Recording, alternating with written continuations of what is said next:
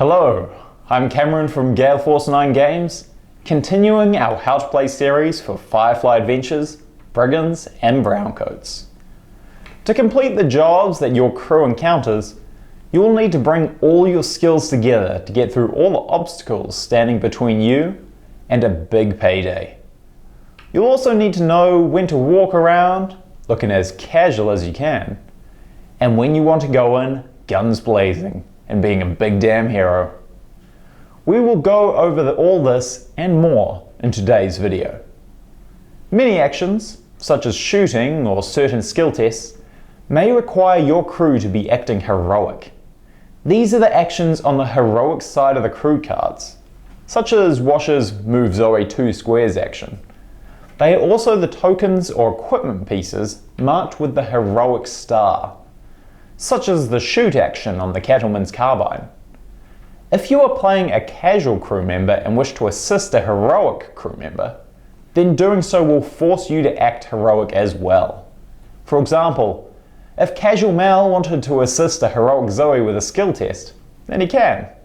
But immediately after the skill test is completed, replace Mal with his heroic model and flip his card over. Any characters who can heal while casual have to be careful where they use this heal action. If any goons see them, then that will force the crew member to go heroic. After all, patching up one of your wounded friends is pretty damn heroic. Crew can change to heroic at any time without spending an action or using any moments. But be careful. To change back, you will need to use the Act Casual action that all crew have on the heroic side. This means you are going to have to spend part of your precious timeline, as well as half a turn, to go back to acting casual. To act casual, you also need to be out of sight of any goons and unhurt. Strolling around all casual-like is the best way to blend in and plan out a job. Once you are heroic, you are painting a big target on your back, and the goons are going to take notice of that. At the end of every turn, check to see if any goons can see any heroic characters or body markers. If they can see something suspicious, then that goon becomes alerted, has their time marker placed on top of the time marker, currently at the back. So the newly alerted goon takes the next turn. We'll cover the full rules around goons and how they act in a later video. The skill tests you can encounter will fall into 3 basic types. These are fighting tests, tech tests, and negotiate tests. When you flip a challenge card or a locked tile, you will see the skill test, which are written first with the skill icon, then the number of dice you can roll, almost always just 1, followed by the target number that you will need to pass the test. The challenge cards also give you an option between 2 different actions to take. This could be the difference between quick or longer, casual or heroic, or even different kinds of skill tests entirely. To pass a skill test, you just need to roll the pictured number of dice, and then add your available skill points from the type shown, making sure to include both points from the character card and any items. If you have equal or greater than the target number, then you succeed the test.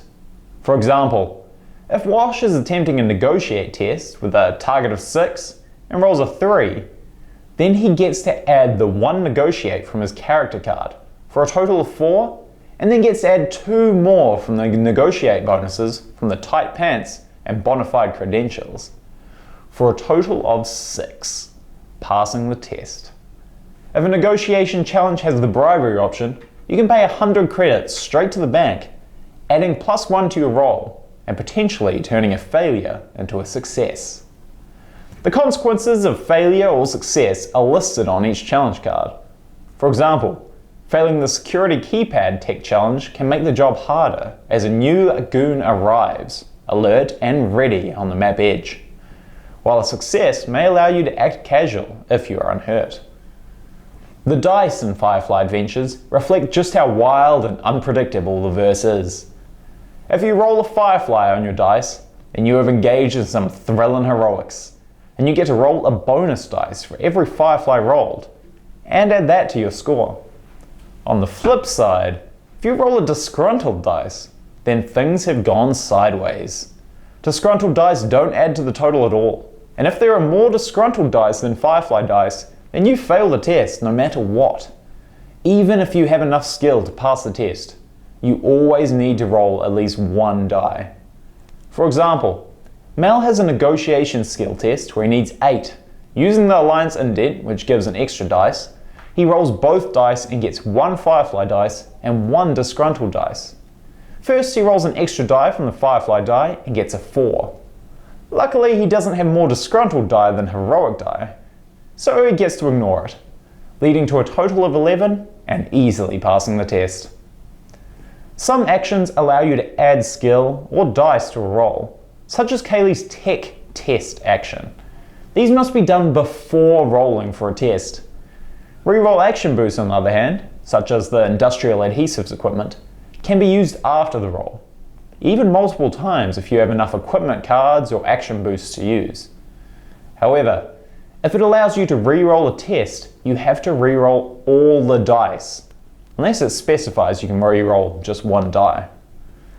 And that is all for this How to Play about Firefly Adventures, Brigands and Browncoats. We'll be back soon with the next video continuing the series. Firefly Adventures is available to order now with the link in the description below. Follow us on Twitter, Instagram and Facebook for the latest GF9 news and updates.